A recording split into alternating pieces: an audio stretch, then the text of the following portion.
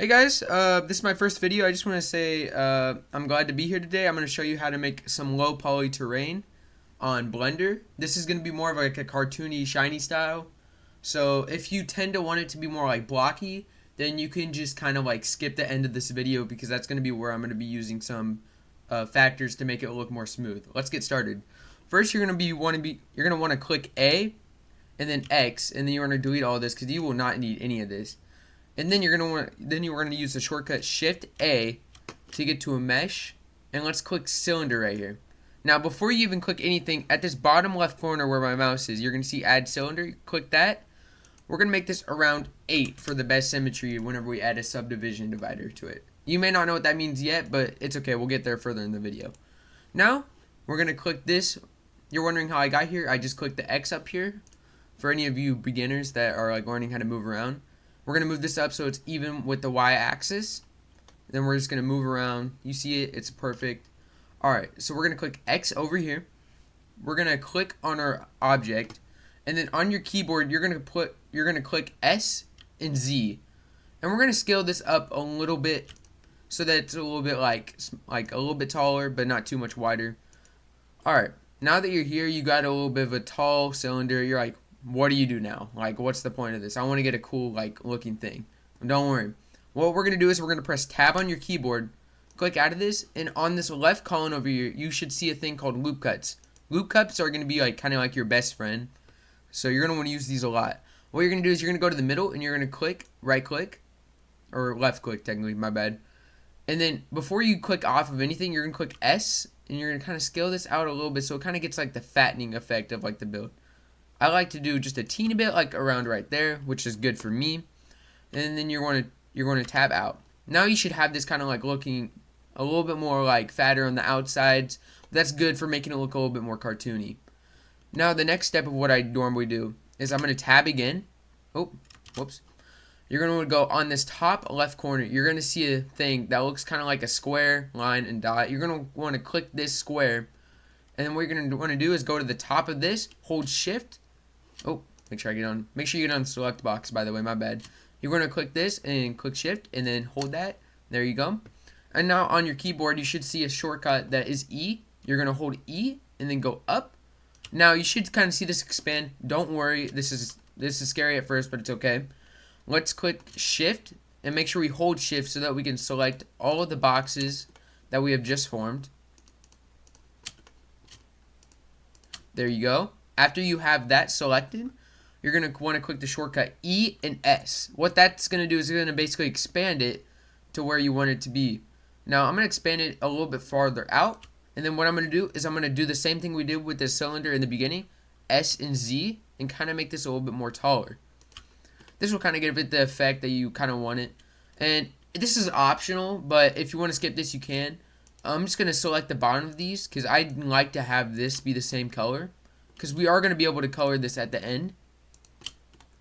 We're going to have this. And then what you're going to do is you're going to press P on your keyboard. And click by selection. On the side you see another cylinder. That basically just like separated the build. To make it look a little bit better. So that's going to help us like color it. Instead of having to reselect everything. Now what we're going to do is you're going to tab out. And you're just going to see this. You know, you're like, dude, come on. Cartoony. Hurry up. Don't worry, we'll get there. What you're going to want to do is press the top thing over here, press tab, and then you're going to go back to make sure it's selected as like the square thing up here, and edit mode. Make sure it's in edit mode. Click this, and then on the left side over here, you should see something called bevel. We're going to click that, and we're just going to give kind of like a nice effect. I like to do it normally to around like right here. You can do it optional. I don't really care.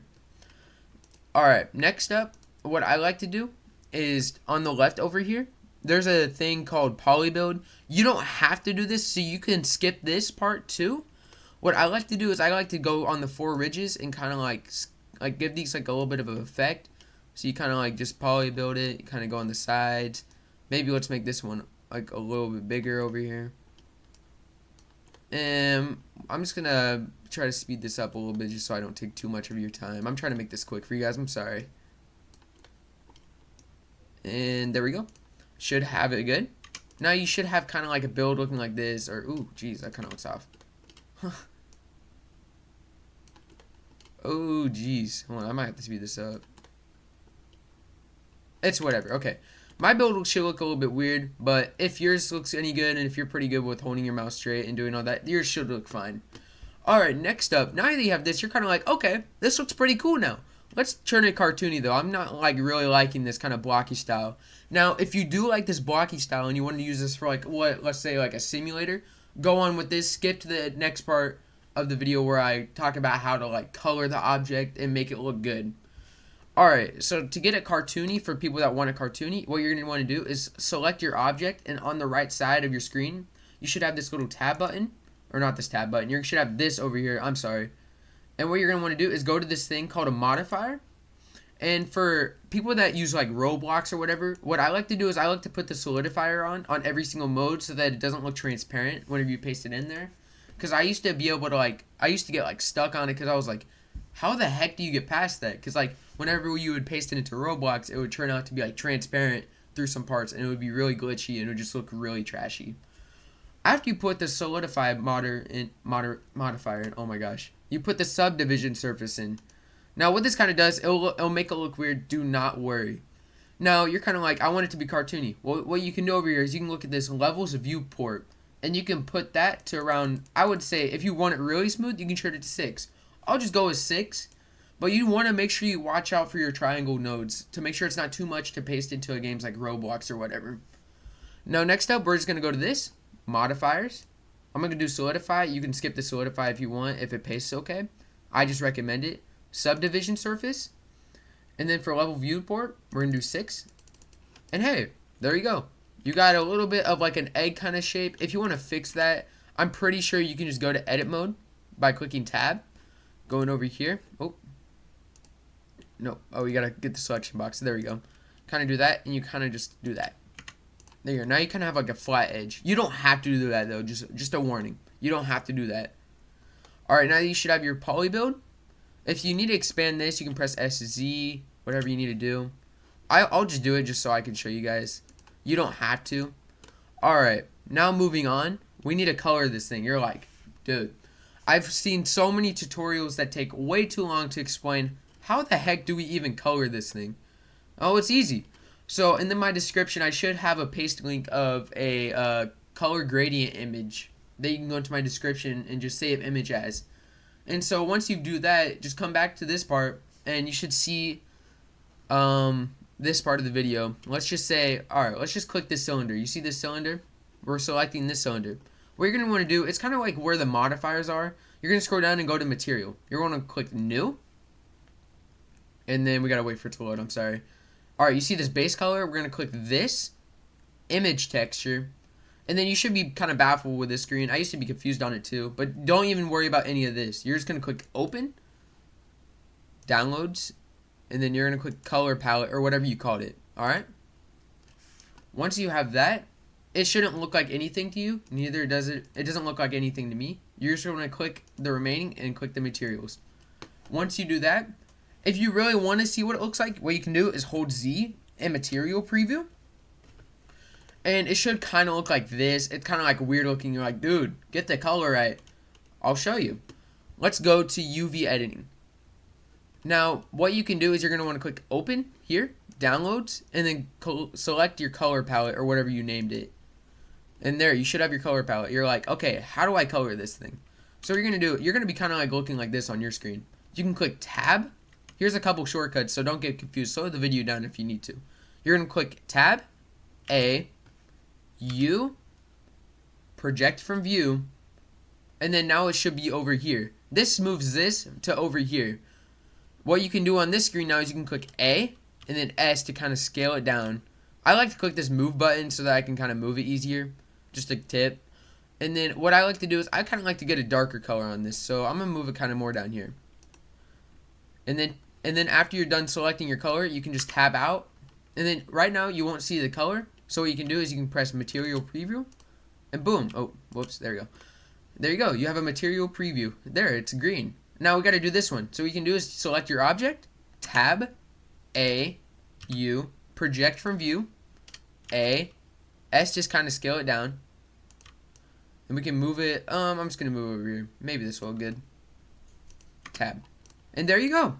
You have your material. Now you can go back to layout, and if you need to, press Z and go to material preview. But there you go. You should have it. And to export it, you just press File, Export as an FBX, so this kind of separates the builds. If you can export it as an OBJ, but that would kind of like combine everything together. So if you like need to change something separately on these like parts, you won't be able to as an OBJ. So you're gonna want to export as an FBX. And after you export as an FBX, you can name it, I don't know, I'll just name it YouTube build. You can name it anything you want, and then export as an FBX. If you really need a tutorial on how to export things into or import things into your Roblox game, I will show you. But and this is just a bonus part of the video. You can end the video now. I'm not talking about the builds anymore. What you can do is for modifiers, you can go to add modifier and you can select decimate. What decimate does, it kind of checks how many face counts there are. Face counts, so if you have like, if you're trying to paste this into your game and you're like, hey, this is kind of bad. Like, I can't paste it, everything kind of looks choppy. Here's what you need to look for. You need to look for face count. You need to lower this down by a good amount. So what I would do, I would press decimate in the modifier. You would see collapse, go to unsubdivide, and I would click around 3. Because this kind of divides everything by 3, 30,000. You still need a little bit more. I would make it around 5. Let's see how many fit. 7,680. Now, you may see these little riffles, but honestly, that is so unnoticeable unless you're like a game expert and you really care about that. But if you're playing on a website or like you're building on Roblox, it will like determine how well the build comes. So I would rather have my build have these little gradient ridges than be completely transparent on some parts because they can't handle the nodes. Now, that might sound confusing to you, but it's like kind of like, imagine like a hole in a t-shirt. It's kind of like in your build. So you don't really want that. This kind of makes everything like good. So we're going to do the same thing to our other part over here. We're just going to go over here, unsubdivide, go here, press 5. And this should kind of make everything look, it should have a less face count, which is good for Roblox. And you can't even notice it. You have to scroll in. And yeah, that is how you make a low poly, am I dumb? I might be dumb. That's how you make a low poly platform